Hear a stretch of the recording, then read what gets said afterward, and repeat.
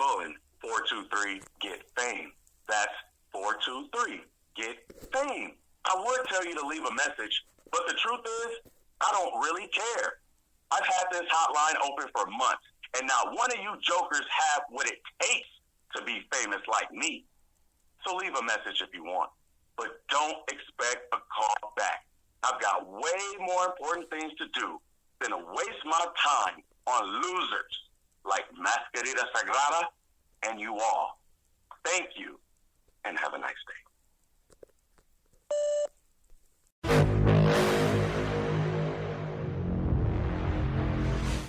Hey there, folks, and welcome back to the Grave Consequences podcast. Of course, my name is Caleb Baldwin. You can follow me on Twitter at IamCalebB. That's I am Caleb and then another B. Follow my friend, co-host, and producer, Greg, at XMaserati. Follow the show at GC_cast. And check me out every Wednesday night right after AEW Dynamite on Eddie and Caleb's HeroCast. That is a superhero-based podcast, movie reviews, that sort of thing.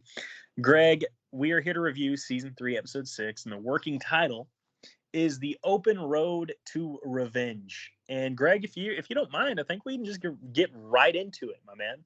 Let's go for it. Hell yeah.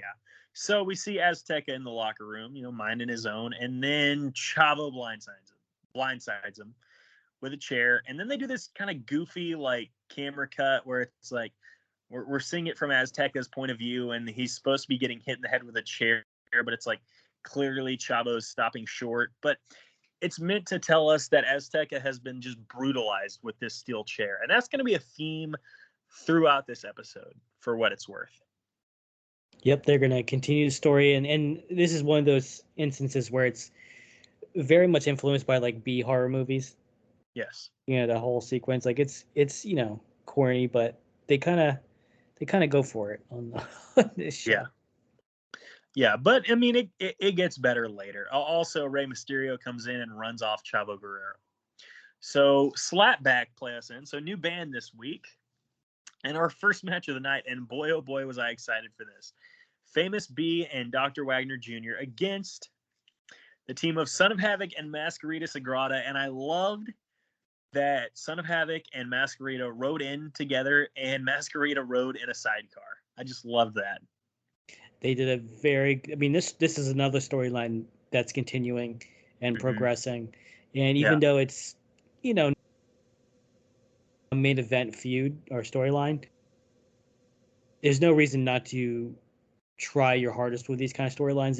And when you do, when they can just be fun, like when Orange Cassidy fought Jericho in a Mimosa match, Yeah. You can just have fun in wrestling. And that's what this match was. Except for Brenda, because I'm pretty sure that she's mic'd up and she gets heat after a while from me because, my God, is she annoying. Yes, very much so. Very shrill. But that's kind of what they're going for. So the story here was basically Wagner was doing all the work on his side, and also Wagner was too much for Mascarita, which makes sense. Son of Havoc matched up pretty well, but when it came down to it, and it was Wagner and Mascarita, Wagner got the advantage. And who does he give the pin to but to his agent, Famous B? Yeah, what did they? I forget what they did because they knocked Havoc off the turnbuckle or something to take him out of the match. Yes. Yeah, it wasn't. This was a good way to have heels win. Yeah. Without having them cheat. You just have them do something a little bit underhanded, not necessarily against the rules, but just kind of that's kind of weak. But legit, if you fell off a turnbuckle, you could probably get really hurt. Yeah. But yeah, this was a good. The storyline continues, and it was Famous B's first win.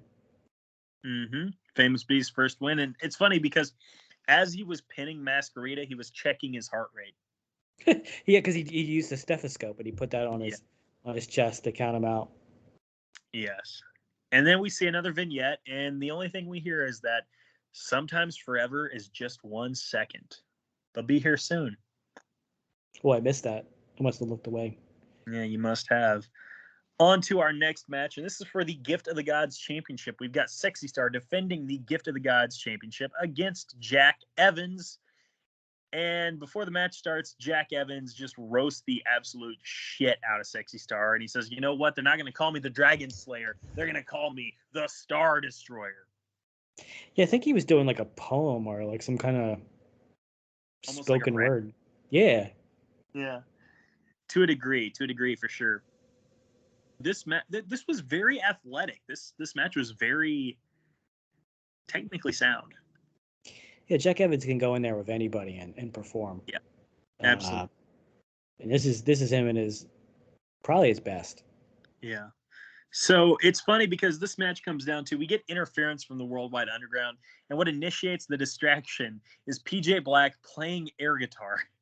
Yeah, I thought it was Johnny Mundo at first because they look kind of similar from a distance. So you're saying all the Worldwide Underground looks the same?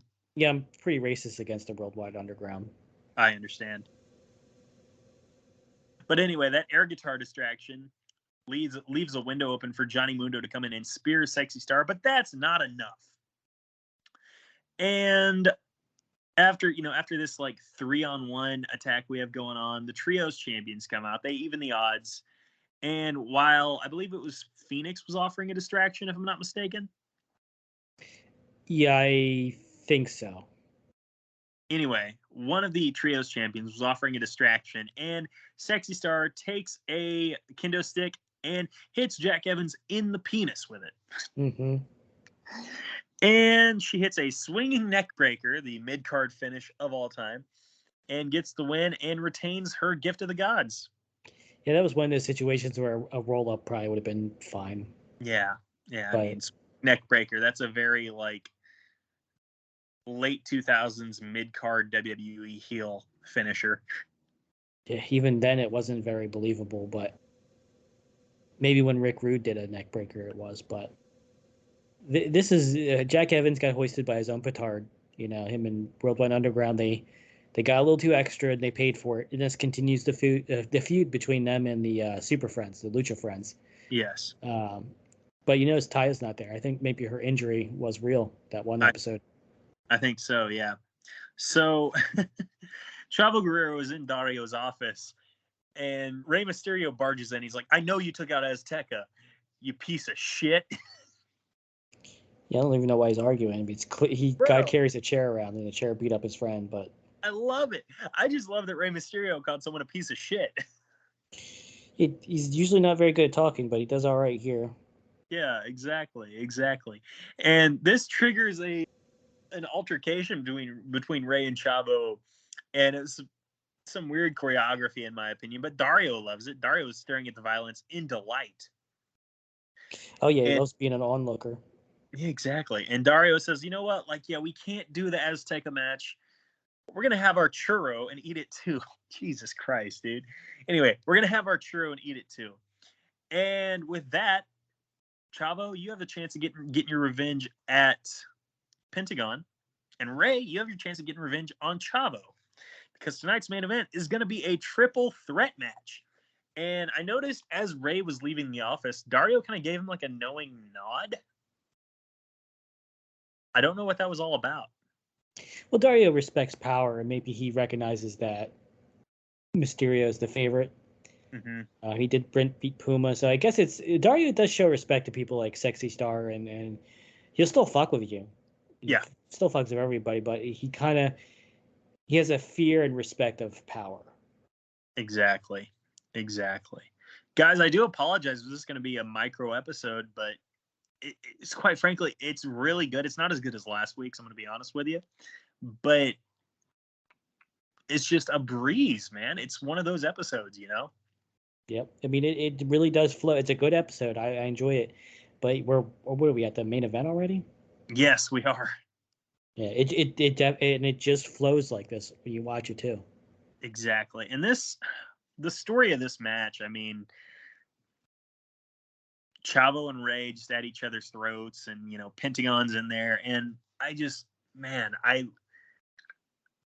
this may be the second best match Chavo has had in the Temple. Easily, yeah. What was the match that we said was his best one? The one against Cage. Cage? Yeah, the Gift of the Gods title match. You're right. I mean, this was a good match. This was very, even with Chavo in it, it was very technical. It was very fun. It had sequences. It was telling a story.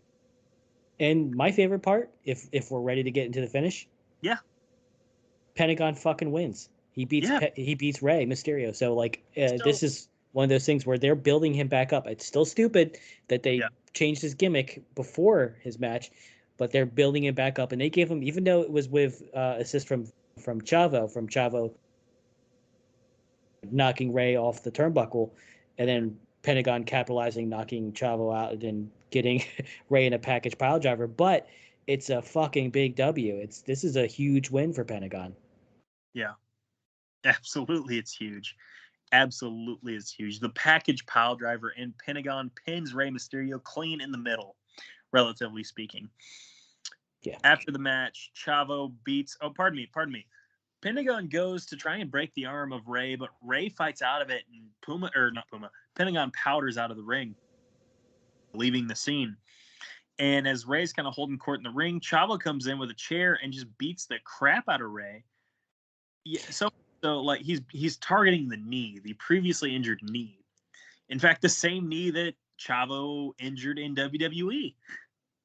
Yeah, we were talking about this before the show aired about our grades, and you know, I still like this episode a lot, but we both agreed it wasn't as good as the previous episode. And this is the main complaint why I completely agree with you, is because unless you're doing more of Chavo, and you might be, but who gives a shit? The last person in the ring should either be Rey or Pentagon. Yes, it shouldn't. You gave Pentagon the win, but it's unacceptable for Pentagon to not be the one with the last, spotlight. Yeah, absolutely. And man, Chavo, like I said, he's just beating the crap out of Rey with the chair. He plants him in the Tree of Woe in the corner, and Marty Elias, like the referee, finally just steps in. He's like, "No, you're not doing this." And Chavo hits him over the face with a chair. Chavo goes nuts. I mean, hopefully they're advancing. I can't believe I'm saying this, but hopefully this goes somewhere and they're just not. I mean, you're basically doing your best to make Chavo look sort of strong or dangerous, and unless you're doing something with him, you should have let Pentagon be the one doing this damage. Yeah, absolutely. And